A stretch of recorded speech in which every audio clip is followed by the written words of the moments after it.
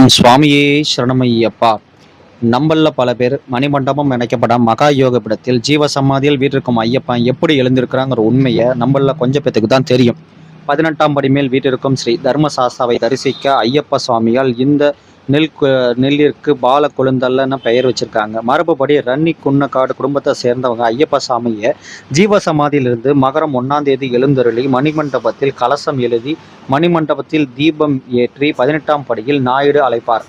மகரம் 1 முதல் 5 பாவங்களை குறிக்கும் இந்த பாடல் அவர் பாலகன், புலிவாகனன், வில்லம்பு அணிந்த வில்வீரன், சர்வபூஷிதன், சாஸ்தா முடிசூடப்பட்ட சமாதிஷ்டர்.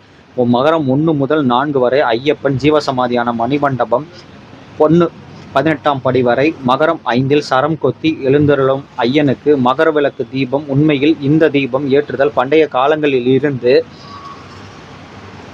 மகர விளக்கு மகாஸ்தவம் என அழைக்கப்படுகிறது. பந்தளம் அரண்மனையில் இருந்து தலப்பாறை கொடி, உடும்பாறை மலை, சக்தியின் சின்னங்கள், கொம்பு மீசையுடன் தீரத்தின் சுவாமி ஐயப்பன் கொடியுடன் பந்தள அரண்மனையிலிருந்து தலையில் தீபம் ஏற்றப்படுகிறது. மகரம் 5ஆம் தேதி ஐயப்ப சாமி சரம் கொத்தி எழுந்தருளி பேய்களுடன் வலம் வந்தார்.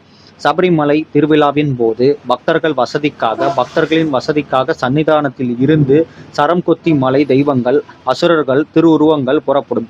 அவர்களை திரும்ப அழைத்து குருதி செய்யப்படுகிறது. சடங்கு பேய்கள் இருப்பதால் இசைக்குழுக்கள் அன்று நெருப்பு தவிர்க்கப்படுகிறது.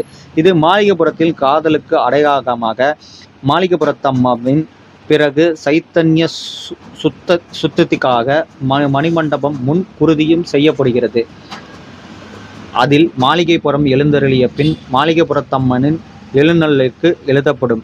மகரம் 5ஆம் தேதி பந்தளம் மன்னனின் நேரடியாக செய்த காலாபிஷேகத்தை அடுத்து வாரிசுகளுக்கு அளிக்கப்படும் விருந்து கபால சத்யா என அழைக்கப்படுகிறது. இது தோல்வியுற்ற திருமண வரவேற்பு என்றும் தவறாக புரிந்து கொள்ளப்படுகிறது.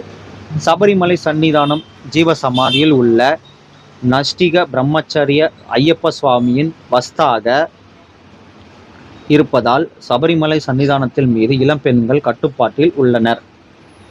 ஜீவசமாதி என்றால் அழியாத நிலை. தேவைப்படும் பொழுது எழுப்ப விழிக்க முடியும். இங்கு ஆண்டுக்கு ஒரு முறை விழிப்பு நிலையில் உள்ளது. அது மகா சமாதியோ அல்ல, நிர்வாணமோ அல்ல என்பதுதான் உண்மை. இதுவே ஐயப்பனின் ஜீவசமாதி.